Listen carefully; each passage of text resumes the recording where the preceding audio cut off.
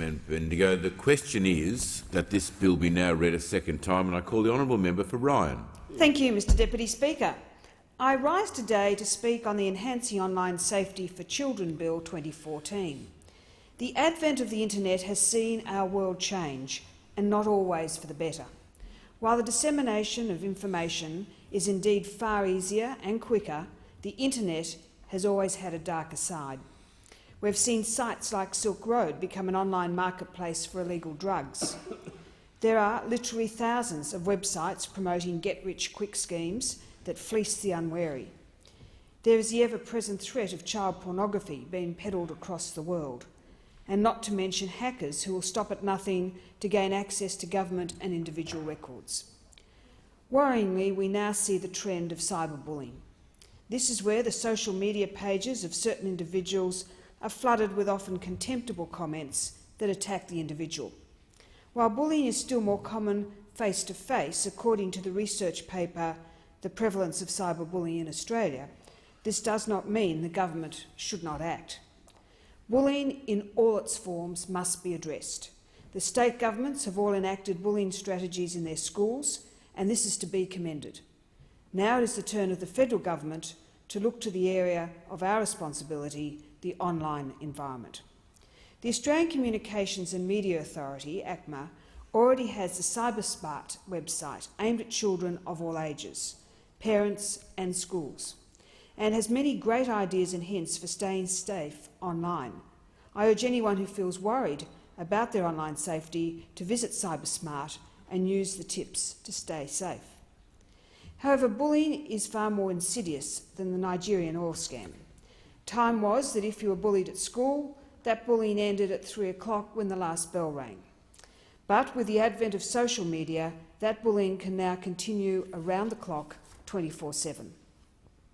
The previously mentioned study also reported that 7% of students encountered bullying at school and online, and the offender was usually the same person. This gives the victim no chance to escape the bully, as was possible in the past. That is why the measures contained in this bill are so important. Cyberbullying can lead to death. This issue is that serious, with many cases of young people who have taken their own lives because of relentless bullying. The Commission for Children and Young People and the Child Guardian say 13 of the 63 child suicides in Queensland between 2010 and 2013 are directly attributable to cyberbullying, and they say that number is likely conservative. This bill will establish the statutory office of the Children's E-Safety Commissioner within ACMA. This Commissioner will take national leadership in online safety for children, with 2 sets of powers at their disposal for responding to complaints. The Commissioner will have the power to direct a large social media service to remove bullying material. These organisations have the option of voluntary participation in the program, and such notices to remove material will not be legally binding, as they have already volunteered to take part in the scheme. These will be known as Tier 1. Those social media outlets that choose not to participate in a voluntary capacity, and those Tier 1 organisations who fail to abide by notices issued, will be classed as Tier 2, and any notices to remove material served to them will be legally binding. These systems give social media outlets the opportunity to do the right thing in the first instance. I do not believe people like Mark Zuckerberg ever intended their social media sites to be used to bully and intimidate a person to the point they take their own life. And I would hope that all social media organisations would agree to act on this matter in a voluntary way and in the best interests of their consumers. The Commissioner will also have the power to issue a notice to the person who posted the material, which requires them to remove the material, refrain from posting the material, or issue an apology. The Commissioner will have the power to seek a federal court injunction against any person who fails to comply with such a notice. While it is true no new offence labelled cyberbullying will be created, there remain laws available under which people may be prosecuted if they fail to comply with the direction from the Commissioner. Sections 474.15 and 474.17 deal with using a carriage service to make threats, menace, harass or cause offence punishable by 3 years' imprisonment. Failure to comply with the injunction notice issued by the Federal Court is treated as contempt of court and could lead to a fine or imprisonment until the offender has purged their contempt by complying with the order. The functions of the Commissioner will not be strictly punitive and reactionary. The aim is to stop cyberbullying occurring in the first place. So the Commissioner will take responsibility for promoting online safety, coordinating the relevant activities of Commonwealth departments, agencies and authorities, conducting, accrediting and evaluating educational and community awareness campaigns, and making grants and advising the Minister. As you can see, education around the issues of online safety in a broader sense will also be a vital part of the Commissioner's role.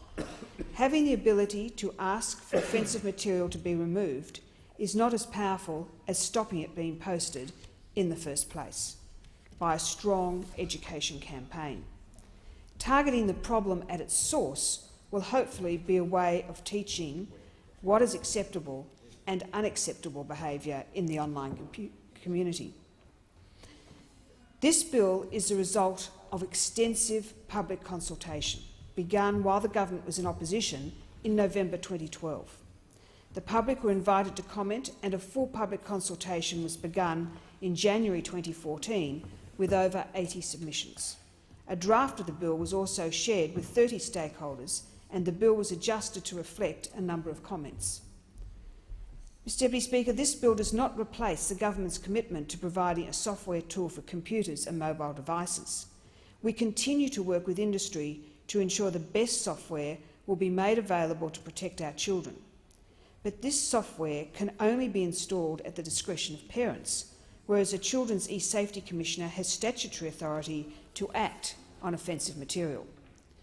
This is not a knee-jerk reaction, but a carefully considered and thought-out bill, taking into account the concerns and needs of the public.